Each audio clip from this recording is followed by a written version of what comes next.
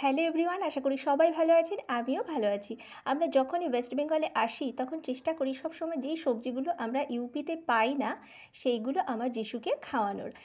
তো সেইরকমই আজ যেহেতু একটা নিরামিষ দিন রয়েছে, সব কিছুই নিরামিষ রান্না হবে, সেই জন্য আমি চাল কুমড়ো রান্না করব। তো চাল কুমড়ো এখানে আমি মুগ ডাল দিয়ে আজকে রান্না করব, সেই জন্য চাল কুমড়ো খুব ভালো করে এখানে আমি কুচিয়ে রেখে নিয়েছি। আর যেহেতু বললাম আজকে একটা নিরামিষ দিন, তো সব পদই নিরামিষ হবে, তো সেই জন্য বাদবাকি রান্নাগুলো একটু একটু করে আগে আমি করে নেব। তো সবার আগে এখানে আমি পটল ভাজা করলাম। গরম গরম ভাতে এই পটল ভাজা খেতে যে কী ভালো লাগে।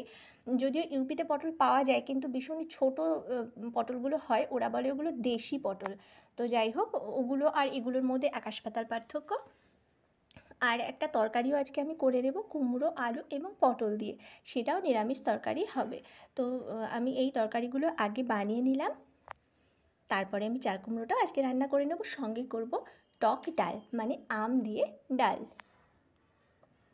তো আলু পটল আমি যেরকমভাবে রান্না করা হয়, প্রথমে পটলগুলো ভেজে নিয়েছি, তারপরে আলু খুব ভালো করে ভেজে সামান্য মশলা দিয়ে, যেমন জিরে, হলুদ এবং ধনে গুঁড়ো, তার সঙ্গে একটু টমেটো, আদা গ্রেট করে দিয়ে দিয়েছি, স্বাদ মতো লবণ, খুব ভালো করে কষিয়ে একটু মাখা মাখা তরকারিটা করব। বেশি একটা ঝোল রাখবো না, যেহেতু আম ডালও করব। তো তরকারিও আমার বানানো হয়ে গিয়েছে। এইবার আমি সবার প্রথমে মুগ ডাল ভেজে নেব, যেটা দিয়ে আমি চাল কুমড়ো রান্না করব।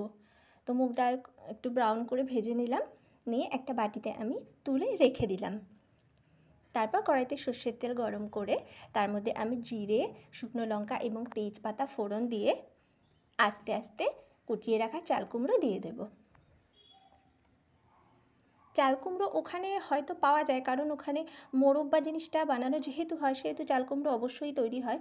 কিন্তু বাজারে এইভাবে সবজি খাওয়ার জন্য বিক্রি হয় না, এবং কোনো দিনও দেখিও না। তো সেই জন্যই বলবো যে পাওয়া যায় না।